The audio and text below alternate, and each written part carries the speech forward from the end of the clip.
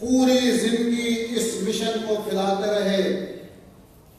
اور اسی میں اپنی زندگیاں صرف کر گئے۔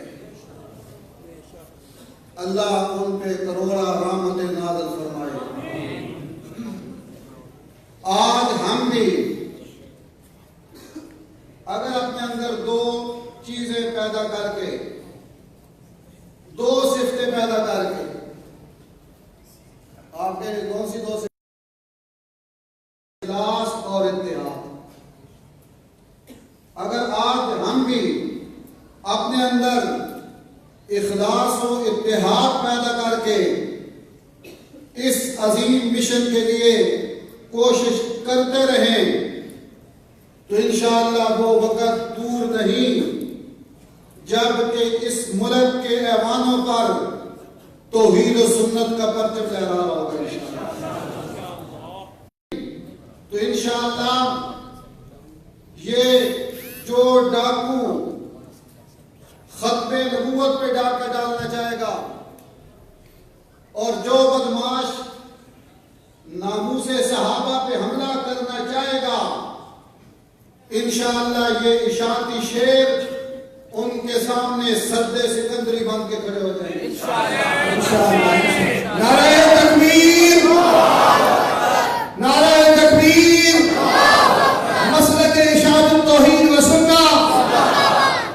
دوسری بات،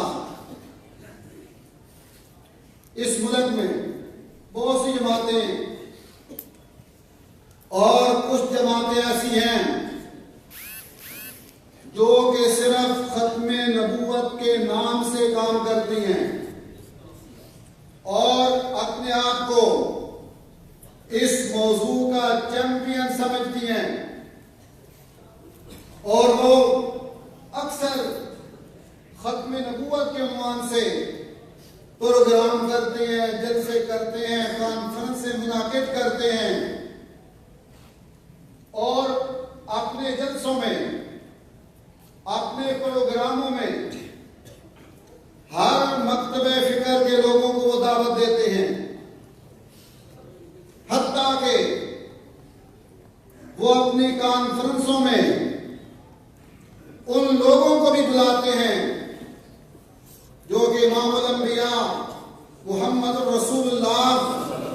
صلی اللہ علیہ وسلم کے بعد ایک دفعہ نہیں بلکہ 12 دفعہ اپنے عقیدہ امامت کی بنیاد پر حضور کی ختم نبوت پہ ڈاکہ ڈالتے ہیں، ان کو بھی بلاتے ہیں اور وہ اپنے پروگراموں میں ان لوگوں کو بھی بلاتے ہیں جو کہ ہر ولی کو، بلکہ ولی تو اپنے مقام پہ رہے، ہر غیرے غیرے ندو خیرے کو نبی کے منصب پہ فیض کرتے رہتے ہیں۔ ایک گروہ 12 دفعہ حضور کے ختم نبوت کا انکار کرتا ہے، انہیں بھی دعوت دی جا رہی ہے، اور دوسرا گروہ بے حساب دفعہ ختم نبوت کا منکر ہے، ان کو بھی یہ دعوت دیتے ہیں۔ اگر دعوت نہیں دیتے تو میری جماعت کے علماء کو دعوت دیں، ایسے یا نہیں؟ اگر دعوت نہیں دیتے تو زیادہ میں اسلام علامہ عطا اللہ کو دعوت نہیں دیتے۔ مجھے آج تک یہ بات سمجھ نہیں کہ وہ کیوں نہیں بلاتے۔ آج اس مرکز علم و عرفان میں علامہ عطا اللہ بندیالوی اور خطیب ذیشان مولانا قاری اسماعیل اللہ صاحب اور شیخ التفسیر مولانا عبد الکریم صاحب اور ان کی ٹیم نے ختم نبوت کے نام سے یہ خوبصورت پروگرام منعقد کر کے یہ بات ثابت کرتی ہے کہ ہماری جماعت ختم نبوت کا مسئلہ بیان کرنے میں ان کے سہاروں کی محتاج نہیں ہے۔ ہم الحمدللہ بطریق احسن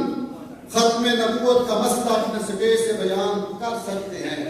اور کرتے رہیں گے انشاءاللہ۔ آخر میں میں ان علماء کی موجودگی میں میرے بھائی ہیں شیخ تفسیر مولانا عبد الکریم صاحب اور بھی شیخ الحدیث مولانا افضل صاحب ہیں، مدارس کے ذمہ دار حضرات بھی ہیں، مدرسین بھی ہیں، میں ان سب کے سامنے اپنا ایک درد رکھنا چاہتا ہوں، ایک دکھ رکھنا چاہتا ہوں جو کہ اس عنوان سے مطابقت رکھتا ہے۔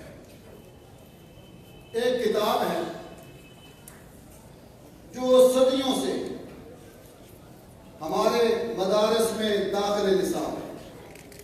ہم اسے پڑھتے ہیں، پڑھاتے ہیں، شاعر ہے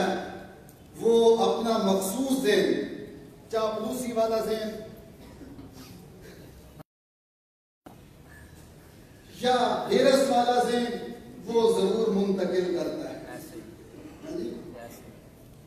جب وہ کسی سے خوش ہوتا ہے تو اپنے ممدوح کو تعریف کرتے کرتے خدا سے اوپر لے جاتا ہے۔ ہاں، اس وقت جب ہم پڑھا رہے ہوتے ہیں زبان کا استغفر اللہ، اس نبی کو تو ملک سے نکال دیا، وہ اپنی بغا کے جنگ لڑ رہے اور ہم اپنے مدارس